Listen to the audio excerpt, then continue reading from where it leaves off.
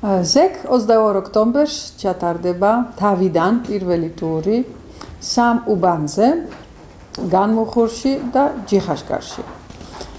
რომ სიტუაცია არ დაიძაბოს მეტად, ვიდრე დღეს უკვე არის და ხმები მომდის ზუგდიდის რაიონიდან, რომ ძალიან იძაბება სიტუაცია, მე არ ჩავალ იმ სოფლებში, არც არჩევნების დღეს 22-ში, მაგრამ აუცილებლად შედეგების გამოცხადებას ვიქნები ზუგდიდში და თქვენთან ერთად დაველოდებით შედეგებს.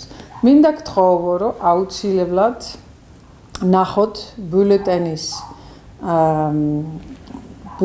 ბიულეტენი რო იყოს წესრიგში, რო იყოს ხელმოწერილი და ბეჭედს დათმული რეგისტრატურის მიერ. ეს არის ძალიან მნიშვნელოვანი, თორე შეიძლება გამეორდეს ისევ ბიულეტენების გაბატილება, რაც მოხდა ზუგდიდის რაიონში 1100 შემთხვევაში ჩემს მაჟორიტარულ ბიულეტენებზე.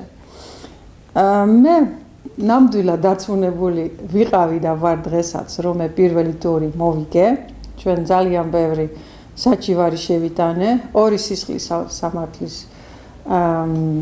საქმეც აღზრული იყო და ზუსტად ამისი შედეგია, რომ ზეკ ჩატარდება თავიდან სამ უბანში არჩევნები, თუმცა რა თქმა უნდა, ბევრად მეტ ადგილზე უნდა ყოფილიყო, ან სხვა ზომები უნდა ყოფილიყო მიღებული, მაგრამ რაღამ ასეა, ჩვენ პირველი ტურის ბოლომდე შედეგების გამოქვეყნებას ველოდებით, თქვენთან ერთად შაბათ საღამოს 22 ოქტომბერს.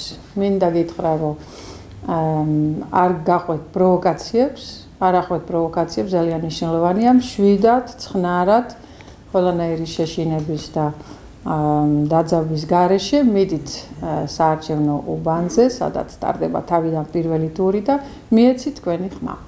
მადლობა.